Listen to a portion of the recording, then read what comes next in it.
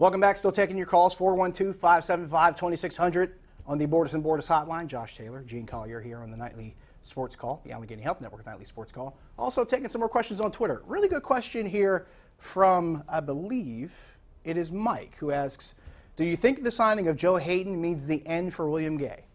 It's a very good question. We think it might. Gene and I agree on this. We think it might for two different reasons. And one is the simpler one because it becomes a bit of a log jam at the cornerback position. The second one, probably a little bit more complicated, but also important. If you're talking about, if you're the Steelers and you're talking about still extending Stephon Tuitt before the season starts, you need the cap space to do it. If they cut William Gay, they would save $2 million against the cap. So that will put them in a lot better position to maybe sign that extension for Stephon Tuitt. Yeah, depending on the structure of that contract. True. Yeah, but yeah, it does. I mean, I would say that's a strong possibility. I would agree. Strong possibility is a good way to describe it. That's actually a good way. So you heard it from me and Gene. Strong possibility that William Gay might be the guy on the chopping block. Let's go back to the phone lines. We will go to Gary in Freedom. Gary, you're on the Nightly Sports Call. Hello. Thanks for taking my call. First-time caller. I have a question. What do you think the longevity will be for Ben Roethlisberger playing in the NFL? And him having 2 Super Bowls already, how many do you think that he could possibly end up with before the end of his career?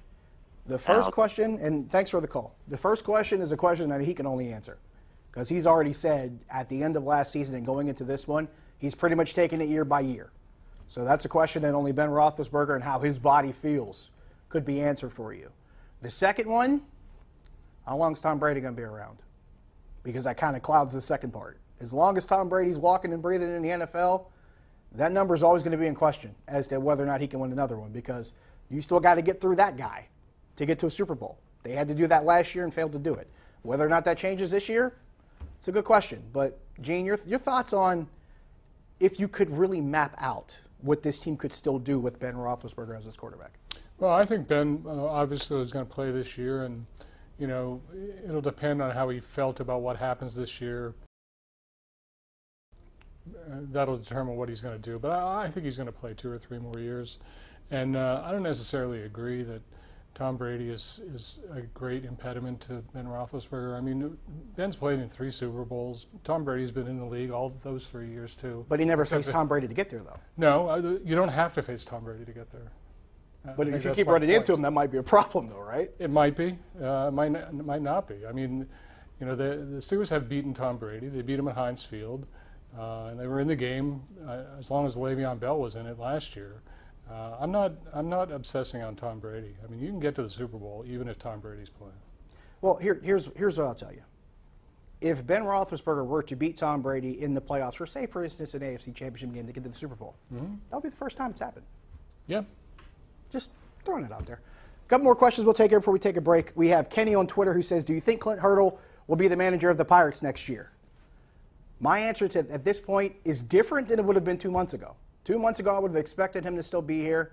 My answer now is probably no. I don't think he will be. And I don't think it's because the Pirates don't want him back, and I don't think it's because the Pirates won't pay to bring him back. I think he's ready to move on. As Chuck Noll would say, Gene, move on with his life's work. That'll be my answer. I'm not sure. It doesn't look good for him now. I would agree. It doesn't. I think as long as Neil Huntington is still here, he would probably want Clint Hurdle to stay. But maybe that's up in the air. Maybe it depends on whether is still here. Maybe that's part of the equation. One of those guys is not coming back. I mean, I'll go think that that's far. safe to say. Otherwise, they'd have announced 2 extensions. I would agree. But since they're only going to announce 1, you know, they've got to wait. Yeah, I think that's fair. I think because you would imagine that one is very much tied to the other, and that the other can be made independent of the opposite. So that's a fair assessment. We'll go back to the phone lines. Let's go to Al in the West End. Al, you're on the Nightly Sports Call. Hey, Josh, how you doing? Good. How are you? Good. Hey, Gene, this comment is for you. Tampa Bay, Colorado, Kansas City, Arizona, San Diego, what do they all have in common? I don't know. They're small market teams that have been in the World Series since the Pirates. Yep. 1998, San Diego made the World Series and did the fire sale. Major League Baseball investigated the owner for the best interest in baseball. Why can't Major League Baseball investigate Bob Nutting? Thanks, Gene. That's a good question.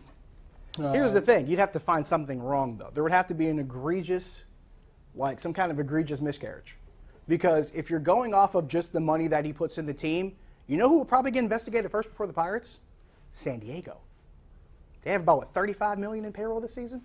So if you're going to investigate something Bob Nutting has done, there's a few teams probably in front. They might be a little bit of a line before you get to him. So I'm pointing out. Got to take a break before we wrap up.